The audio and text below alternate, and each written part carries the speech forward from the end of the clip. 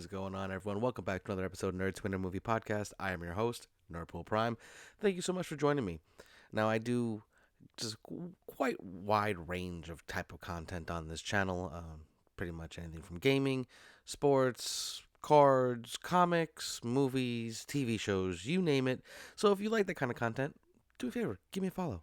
But this week we're going to talk about The Flash. Yes, I'm here again talking about The Flash, but there's a reason for that.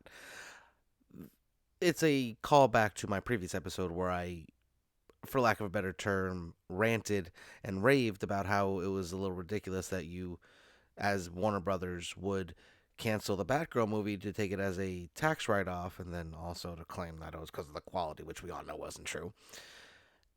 And then you still went forward with The Flash, with Ezra Miller and all this horrible and everything he's done, even though we told you pretty much out loud, many creators and everything like that were like, we're not going to go see this movie because of him being the main character. And I've said it before, I mean, it doesn't make any sense that, most of it was CGI anyways, and pretty bad CGI from what I've seen. They could have CGI'd anyone. It didn't have to be Ezra Miller. That was their call, and it was the wrong call. And it just didn't do well in the theaters. And then I'm going to touch on a little bit later about the state of box office. And many people are saying, "Oh, look, this did bad. Then the new Indiana Jones movie did bad. Oh no, the movie industry is dying." That's not what this is about. Yes, is the movie industry struggling? Sure, absolutely. Like every other industry ever at all right now. I mean, everything is freaking out of control. But when you look at some of the movies that came out this year did very well. The ones that people actually wanted to see, Super Mario and Guardians of the Galaxy and even Ant-Man and the Wasp Quantumanium. I mean, movies have done well. You can't just say, "Oh, look, all movies are bad," because two movies did bad back to back. Three movies if you include the new Transformers movie. So the issue isn't the movies. It's like in general, like the going to the theater. No, it's the quality or the type of movie that you're showing. I mean, Into the Spider-Verse did very, very well. So to sit there and say, well, it's because of the whole everything that's going on right now. It's part of inflation and everything. That is part of it, but that's not the biggest part. The biggest part is you're continuously putting out movies that people didn't ask for, and we don't need. Now, I haven't seen the new Indiana Jones movie. I've heard mixed reviews. Some say it's great, some say it's horrible. So I don't know about that, but I know there weren't people going, we need another Indiana Jones movie. We were like, oh, cool, Indiana Jones alone? Fair, fine. Oh, the final one with Harrison Ford? Cool. Sure. But it was not a movie that everyone was like, yo, you know what we need? Bro, we need a new Indiana Jones movie. We need to milk the Indiana Jones property for as long as we can while Harrison Ford can still do it. That's not what we want. Now, again, like I said, it may be good. I haven't seen it, so I can't comment on its quality. I'm just saying that something that, like, Into the Spider-Verse, Mario, Guardians of the Galaxy, these are all movies that were fantastic. I'm going to get hate in the comments for saying this, but I haven't seen Into the Spider-Verse yet. It's been a rough few months, days, weeks, and even a year. But I don't doubt its quality at all, based off of what I've heard and what I've seen, the clips that I've seen. So there's definitely not a issue with movies as a whole. It's what you're putting out. And The Flash is set to lose $200 million based off of recent reports. That would have been a nice little tax write-off instead, right? See, your reverse logic that you tried to spin with the Batgirl of the quality and canceling that for the $90 million. $90 million on a streaming platform that didn't need to have a release date anyways, just put it on the platform. That is the one that you canceled. You rob us of Brendan Fraser as a villain and Leslie Grace as Batgirl. Keaton was in that too.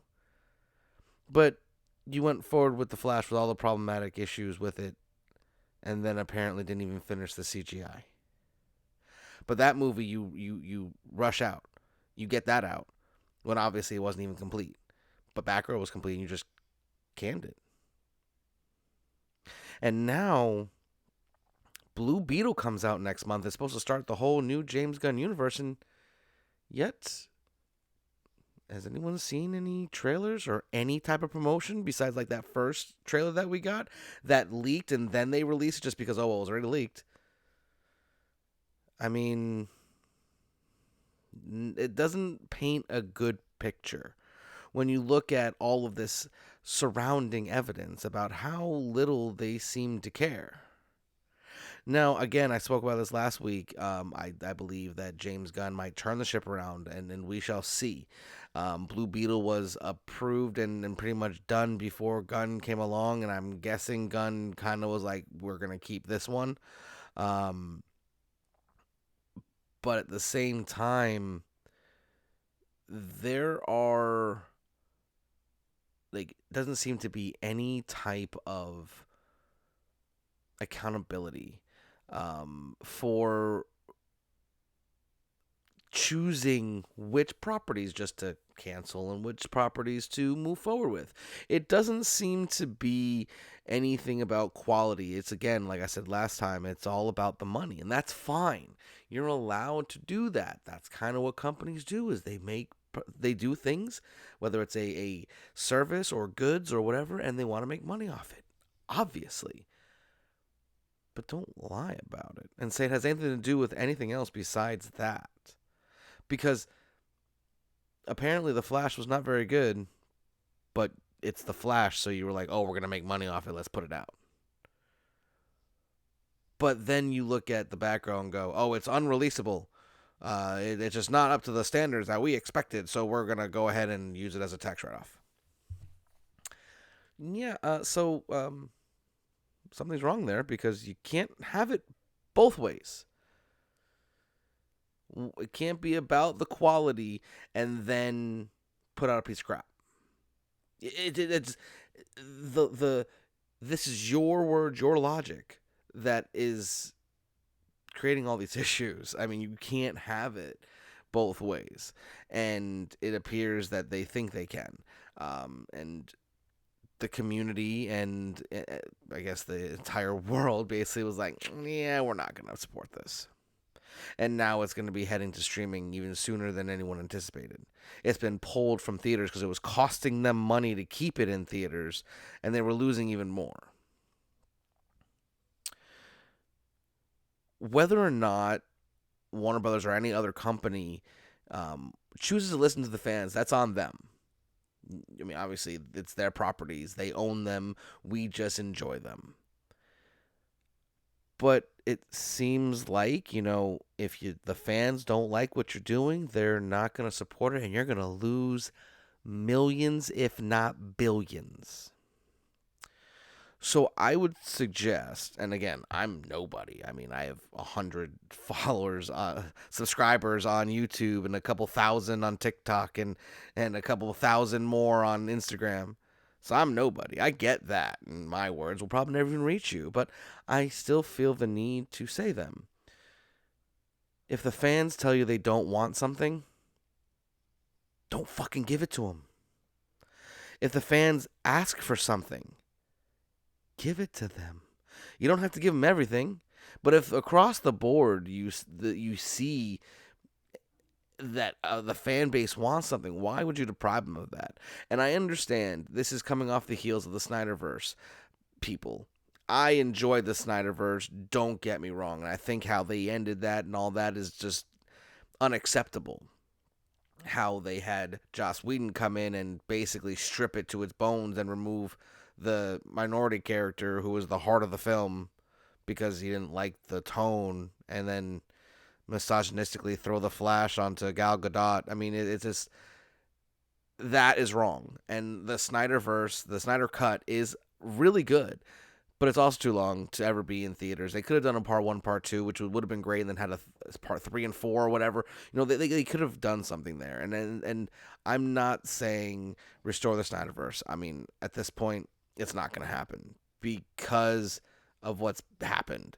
So, and I understand that those type of fans kind of maybe put a sour taste in some executives' mouths because they were so almost militant with their desires to get the Snyderverse out, and that is understandable. I understand that, but at the same time, there is a line where the fan base begs you for something. Why not give it to them? I mean, you ended up giving us the Snyder Cut. I mean, and I understand it's not what you, I guess, wanted because obviously you went a different direction, but there were some good things there. And the way that James Gunn is introducing a lot of things as Elseworlds, I mean, why not have some type of carryover? And if you're going to have the carryover be Ezra Miller's Flash, you're doomed. Absolutely fucking doomed, and that's your fault. Because I'll tell you what, if the Flash makes it out of this movie and Ezra Miller is the Flash moving forward, I'm done. I don't care how good the movies will be. I'm just not gonna. I put the problems aside as a company. Okay, I mean that should be a disqualifier in and of itself, but that's obviously not. So let's just put that aside for a second in this debate or this conversation that I'm having with myself online. Look at it commercially, critically, and financially. You're about to lose $200 million. What could be any reason to keep Ezra Miller now? You think that, over time, people will just forget and just give in and go see it? I highly doubt that shit.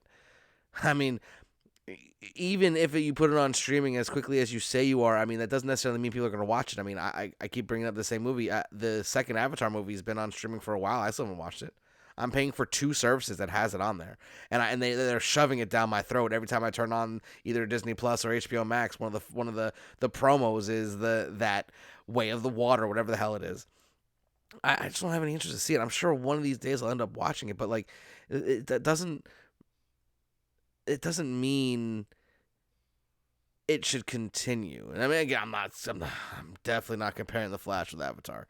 I don't personally like the Avatar, but I understand the appeal, and it's fine. I get it. But this is different. This is just like, there's just so many problems at the heart of the character that the person who's playing the character that you want to keep in the universe moving forward. It makes no sense. It makes absolutely no sense. It's detrimental to the future of the DC universe. And I am a huge fan of all things comic books. I'm not a Marvel guy. I'm not a DC guy. If anything, I'm more of an indies kind of guy. But I want comic book movies to succeed. I don't want there to be this MCU's great and all the DC movie sucks. I don't want that. And it doesn't seem like, at least up till now, that what the fans wanted or what the fans felt was what we should have was completely irrelevant. Like, it was almost like, it's like, hey, we have Batman, Superman, and Wonder Woman. You will come and see this movie, even if it's a pile of dog shit. Coming soon. It's like, no. Like, if it's not good, and especially, man, you gonna try to like put a bad movie in front of nerds? You know what nerds do in their free time? Do you know what nerds like to do? They like to destroy and rip apart horrible sources of media, whether it's comic books, TV shows, movies. They get their rocks off. They get their kicks by literally destroying movies they don't like. Picking it apart scene by scene, line by line. This is bad because this, and this. those are the type of people that you're going to try to strong arm into liking the characters that you want them to like for the reasons you want them to like them? Good luck with that, buddy. Why so serious? Because you're fucking stupid. Like, and they've shown they can make good movies and good TV shows. I mean, look at their animated version. Like the animated series and movies, they're fantastic. So it's and I brought this up last time. It's not about the characters. It never is. Batman and Superman, Wonder Woman, The Flash, like these are Green Lantern. These are characters that are just so iconic that it's almost baffling how much they have heard it. It's really almost like as if they're trying to ruin them. Like I mean, at this point, I don't know. I don't know what to say anymore. Like it does. Like, and again, I'm very very hopeful that James Gunn is going to turn it around. He just seems to have the certain knack for doing that. So for me, I really do have a lot of apprehensions for the DC universe moving forward because obviously they've shown that it's really not very good at this time. But what I'll say is it would be really easy. Like even if you want to keep the Flash and the connection to all the multiverses, with your Elseworlds, bring in Wally. Wally West is amazing. He's such a great Flash. Like, and you don't have to write off that stuff. You can just kind of brush it under the rug because you'll have a new Flash. It's really not that hard. I mean, I don't think at least. Again, I know I'm not the.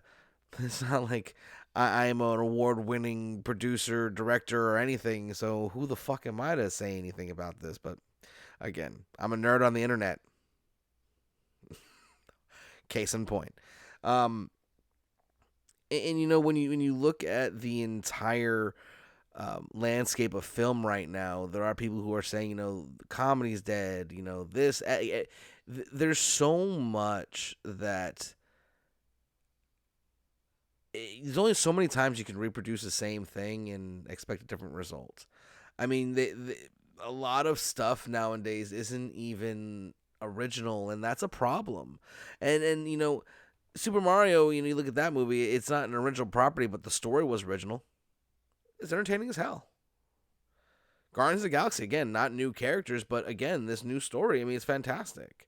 Into the Spider-Verse, but then it doesn't always work. You can't just if you think you think about darts, even if you're a great dart player, Ted Lasso style, I mean, you're not going to hit everything every time. It's just not possible. That's why you play the game. But when you look at the future of film in general, I mean, there's some debate on whether or not original stories can even hang. And I'll say this: people ranted raves about Everything Always Everywhere at Once. That was original. Critically, commercially, every way, that was a success. I just don't see how some people have it so bleak. I don't think it is as bleak as people are making it out to be, but there is a lot of things that need to change. And like I said, hopefully with James Gunn coming in, we get that change we need for the DC universe, because what really is the best thing for all nerds is for comic book movies to be successful. And you want to know why that's the most? Because no matter what, whether it's Marvel or DC, the more that gets made and actually make money, the better chances some of our favorite indie titles might get the same treatment. I've been waiting forever for the Netflix Berserker, for the Netflix Something is Killing the Children, for the Noctera live action television show that's coming out. These are all things that are possible because comic book movies make money. So if If it means we get more indie and more amazing stories, because that's what indies are,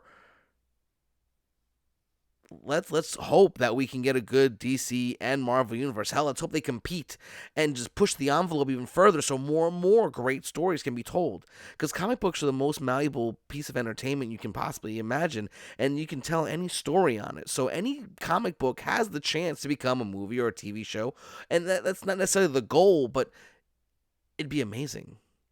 I'm personally writing a comic book, and I would love for it to be turned into a live action. In fact, I write a lot of the scenes cinematically to go, look at this. This is basically a storyboard for the first 20 minutes of the movie. What do you think?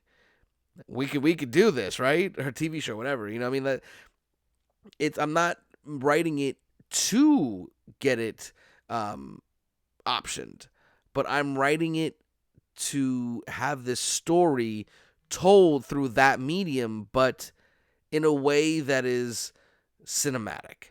Because I watch movies. I break down TV shows. It's what I do. So I want this book that I'm writing to be something that someone can do that with. So I tend to make a lot of decisions in my writing in terms of, if I'm reading this, could I see this as something I'd want to see in live action or even animated, because while it's not the goal, it sure as hell will be welcome. And would I would say that making a good comic is what's the most important thing, but for anyone to say that they wouldn't want their comic optioned unless they don't think it's very good, I don't see why. Because again, you can tell any story on a comic page. It doesn't have to be a superhero, the tights and capes. It could be a horror story. It could be like mine. It's a zombie comic, zombie slash infected. It's both. You could tell a love story. You can tell any type of story you want. So the success of DC and Marvel content leads to the success of, I believe, the comic book industry as a whole. Unfortunately, it should be just about the comics. It should be just about the stories, but it's not. It's about money. And if they sell, they will continue to make them. And I don't know about you, but I want them to continue to make comic book movies, comic books, and everything in general. So, yeah, it's about money. And I guess some of us are just, comfortable admitting it. Listen, I understand there's this whole system that you guys got to play by. I get it. And guess what? I understand. But I know how to play the system too. And if you're looking at it, you look at the whole thing, the landscape, man. There's always been adaptations in film, whether it's from plays or books or events that happen in the real world. So I don't know about you, but I would really like to see more and more comic book stories get told in different mediums, because if at the very least, if you have a TV show that brings one new reader, even if it's just to that title, is a success. Whether it's financially, critically, whatever. If someone goes, I watched Here Walks Monsters on AMC last week, I want to go read the comic book. I said AMC because that's where The Walking Dead is on. My show wouldn't, my comic book adaptation couldn't be on, paid cable. It'd have to be on like HBO or something like that. Because it's gonna be gruesome. But again, like, I want to see the stuff I love succeed. I want to be able to, 20 years from now, hopefully still talking about comic book movies and comic book, like, entertainment in general. If DC fails and all we have is Marvel, while Marvel might be entertaining, might be great and all of that, it will have no incentive, no competition to actually push the envelope and make better and better movies. The best and most healthy thing for this whole genre, and I'm gonna lump nerd. I'm just gonna call it the nerddom, because it's not just comic book movies. It's Star Wars and all this other things, because now those are in comic books. See what I'm saying? Every story can be told in comic books. So the more adaptations, the better the health of the comic book community, the comic book industry in the physical and digital medium can progress. If everything is making money, then the executives will push more and more things forward, and that's what we want. Because we want comic books to be alive. I've talked about on this podcast how it doesn't look good for the future of the comic book community when there are a lot of issues and a lot of people doing bad things. And there are a lot of people doing great things. I'm not trying to pinpoint any issue or blame any person in this conversation, because that's not what we're doing here. We're talking about the future and how good it could be. I mean, if Berserker does well on Netflix, if Something That's Killing the Children does well, if Noctera does well, if these comic book movies and TV shows and animations do well, they'll want to do more, and that's can only help the comic book community as a whole. And I have time and time again would rather the comic book community survive than my podcast or my business to survive, because it's bigger than me. It's bigger than any of us. It's all of us and none of us. Because it's not something you can hold. It's its own living entity that we just get to interact with. And I want it to grow and I want it to succeed. So while people might, say, I'm only Marvel, I'm only DC, or whatever, I would implore you to try everything. If you only read Marvel or only watch Marvel stuff, try some DC stuff. Try some indies. Because the more we put into the ecosystem of the comic book community, whether it's all the other different mediums and everything like that, the nerddom, as you will, the more they will invest in it. And yeah, it's kind of stupid that we're the poor people enjoying this content, and we're the ones who have to push it forward. But right now, that's kind of what we got to do. And I think there is a route, there is a path that the community and the fandoms will take where it all works out. But there are some paths that are pretty damn scary. And I one way or another, the industry will survive. Even if there's another bubble burst like there was in the 90s, just have to, put the stuff in storage and wait it out for the next boom. And I do have hope. The up and coming younger crowd of comics is incredibly intelligent and incredibly built to last. And one of the people I'm specifically talking about, Noah from Noah's Amazing Reviews. If you haven't checked out his content, you should, because he's amazing, as is his name.